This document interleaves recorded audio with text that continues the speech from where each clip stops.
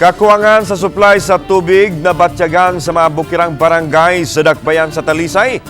Gumikan usab sa epekto sa El Nino.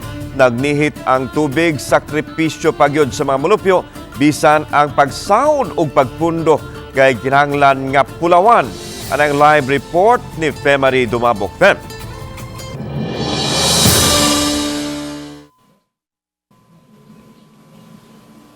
Lan matod sa Talisay City Disaster Reduction and Management Office nga Disyembre pa lang nabatyagan na sa mga bukirang barangay. Sa Dakbayan sa Talisay sama na lang sa barangay Tapol, Maghaway, Linaw ug Manipis ang epekto sa tumang kainit karong panahona.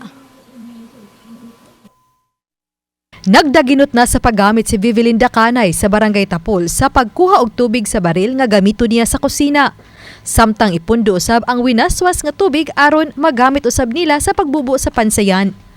24 sila kapanimay nga nagpuyo sa Purok 2 nga magpuli-puli sila sa pagsahod sa tubig sugod sa alas 5 sa hapon hangtod na sa alas 5 sa kadlawon. Matag panimay gihatagan og 30 minutos nga makasahod og tubig. Ma'am, kuwang gyud kay 30 minutos rabi among agas diri nya. Labhan pa namo, ligo, nya plus na pay CR. So among tipiron among tubig para makabot sa sunod agas namo. Kay kini siyang 30 minutos dili ni sa MCWD kay Dili. kamo na minagi. Husta ni siya ma'am sa tubon among gipadagan parungari para nami tubig. Ang paagi karon sa pagsahod sa tubig ilang nasabutan sugod lang sa Enero tungod sa pagnihit na sa tubig sa ilang barangay. Mato ni Tapol Kapitan Miriano Lasco nga nangita sila karon og paagi asa makakuha og dugang tubig. Samtang gahuwat sila sa rasyon sa tubig gikan sa kagamhanan sa Dakbayan sa Talisay. Mga December ba to basta taon-taon na gyud may diri way agas unya. Magsalig na lang gyud mi sa bombero nga mo deliver diri sa Talisay. Unsa ni tungod jud sa effect sa El Nino? Murag mao gyud. Kay wala naman gyud dili naman gyud kaagas ang MC. Halos tanang mga balay sa Tapol ug sa silingang barangay sa Maghaway makit-an ang mga baril, balde o galon nga gihimong punduhanan sa tubig nga sudlan sa tubig nga irasyon. Sa barangay Tapol, gibutang sa Talisay City Government ang gidonate nga bladder nga kapunduhan og 10,000 ka litrong tubig nga adto na magkuha og tubig ang mga mulupyo. Mato ni Alvin Santillana, Pangulo sa Talisay City Disaster Risk Reduction and Management Office, nga ning simanaha ilang paningkamutan nga magamit na ang bladder. Iyang gipaibaw nga Disyembre pa lang nabatyagan na sa mga bukirang barangay ang epekto sa El Nino. Mato ni Mayor Samsam Gulyas nga nagpaschedule na siya og rasyon sa tubig sa upat ka mga bukirang barangay sa Dakbayan. Tungod niini, nagpalit og dugang usa ka water tanker ang Dakbayan aron makatubag sa panginahanglan sa kakuwang sa tubig. We've been coordinating with MCWD always. Daghan ang problema na napaabot sa MCWD kay wagi tubig na ilahang nakuha sa surface water nila diya sa Lakrupan.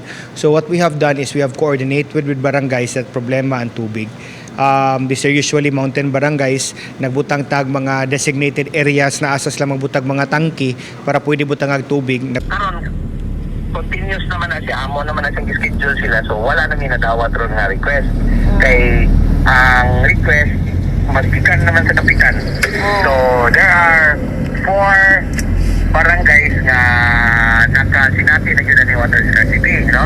Si Tapol and si Maghaway, which is probably mo na siya amo ang priority. Hinunalang sa mga mulupyo sa barangay Tapol, aduna sila laing kakuhaan sa pagtambal sa kauhaw. Kining tubig sa butong nga abunda sa ilang barangay.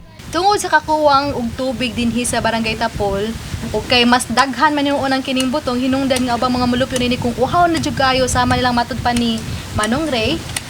Kat-kat lang sila sa lubi, kuha ning butong. Kay matud pa mas tamis pa gyud Manong, no? Tamis pa gyud, ma'am. Ato ning tilawan.